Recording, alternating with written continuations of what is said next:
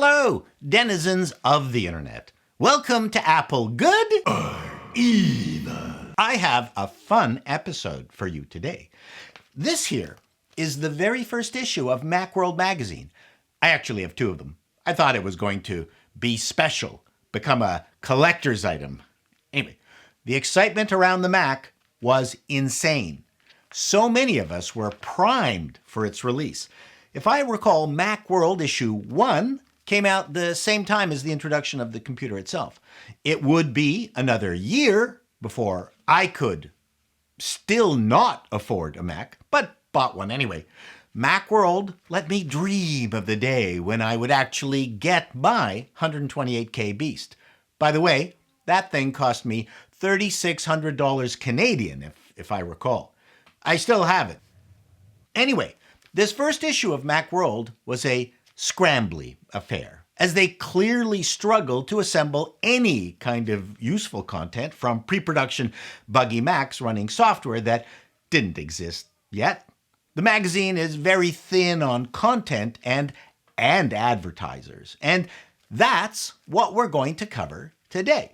I'm going to go through all the ads in this issue and will hopefully answer two questions you all wanted answers to. Number one, did the products get released? And two, does the company still exist? Let's remember, it's been 38 years as of this video. I should also add that I'm going to go gentle on these companies because, as I recall, other than Mac Paint, Mac Write, Mac Draw, and Microsoft Basic, nothing much came out the first year other than desk accessories. We hoarded desk accessories. We were pretty desperate. And some software didn't even show up until the 512K Mac came out. So when I say it was delivered, I've provided plenty of leeway. Shall we dive in? Right on the inside cover, we have a Microsoft ad. I think we can safely assume that Microsoft is still around. As far as what they're advertising here, the copy says, Microsoft was founded on the idea that computers should be simple, easy, and intuitive. The new Macintosh environment gives us a great opportunity to prove that idea. Did they deliver? Multiplan, yes. Chart, yes. Word, yes. File, yes. And Basic, yes. Good start. Next we have Tecmar. They promised above products will be delivered in the spring of 1984. Let's start with the Applejack Winchester. This was based on a SideQuest removable mechanism, and based on my investigations, this was actually delivered. The other promised items, Apple Fritter Modem, Apple Cobbler Print Buffer, and Candy Apple IEEE 488 interface, I couldn't find anything. So the answer is, I don't know for those three. Does Tecmar still exist? No. They were bought out by Rexon in 1984. On to the Human Edge Corporation, which produced a line of business strategy and human motivation software. Their copy said, it takes more than hard work to stay on the fast track. It takes personal power, power to communicate, negotiate, manage, power to be a leader. Again, they started on the Apple II. I did find one document indicating that the series made it to the Mac. I quote from the 1985 Chicago Tribune article, the sales edge was introduced that December. So let's say yes, delivered. Does Human Edge still exist? Well, they don't have any website as of this video, but the company seems to still be registered in San Mateo, California. Let's move on. But first, this Apple ad featuring the development and manufacturing teams that brought us this legendary computer that was actually worse than Apple's own 2GS and the Amiga. But I digress. Okay, here we have Data Encore, a disk duplication company owned by Verbatim. Not much call for disk duplication these days, but Verbatim is definitely still alive and kicking. How about ATI Training Power? Learn software the natural way. Soon after Macintosh joins the Apple family tree, we'll have an ATI training program ready to teach you how to use it. I could not find any information about delivering training courses back then, but how hard could that have been? Are they still around? Based on the ATI Courses website, I would guess it's the same company, though they were called American Training International back then, and now they are Applied Technology Institute. But the website claims since 1984. There you go, must be the same company.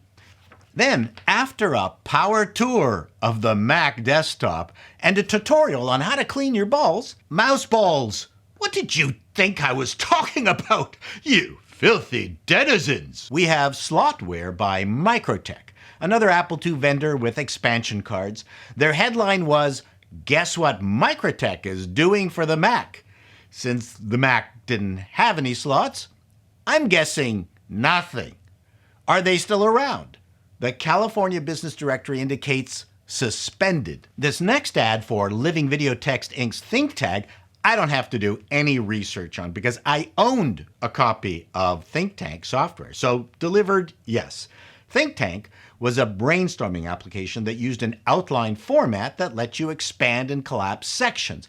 Absolutely loved this software.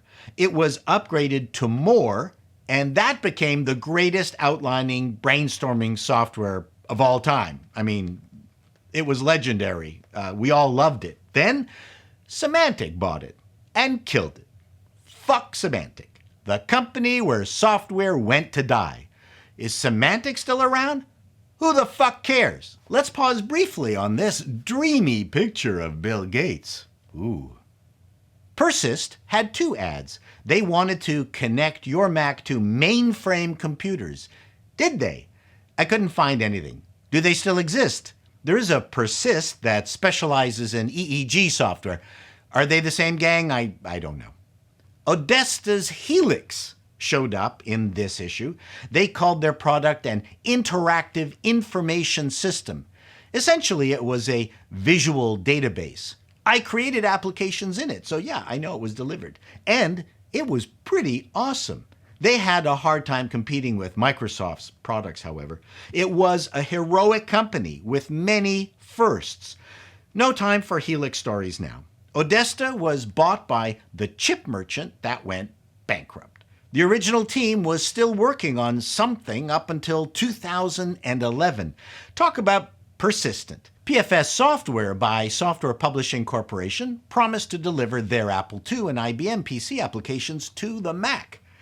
PFS File and PFS Report are remarkably simple software programs that can help you organize your business faster and more effectively. I have this vague recollection that they did arrive on the Mac, and the best proof I found were these Macintosh manuals being sold on eBay. Are they still around? Essentially, no. Not getting into the messy details here. Next, Winterhalter Inc., another maker of PC to mainframe communication solutions. I can't find any evidence of any kind of delivery of anything back then, and no mention of them existing today. Finally, the inside back cover, we had Davong Systems Inc. from Humboldt Court, Sunnyvale, California. It advertised the new Davong Mac disk system providing from 5 to 32 megabytes of hard disk storage. I'm not entirely sure whether Davong actually delivered on this promise to the nascent Mac market, but there are retro PC sites that list Mac products from Davong. As far as still being around, my guess would be no.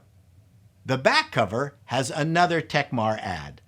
Based on the duplications, I hazard a guess that there were several unsold ad spaces for this issue, and the publishers probably gave Tecmar, ATI, Training, Persist, and Microsoft a deal just to fill the space.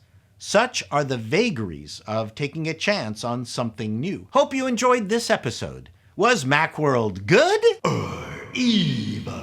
I wonder if I send this MacWorld subscription card in, can I still get a free year's worth of MacWorld? Till next time, denizens, be seeing you.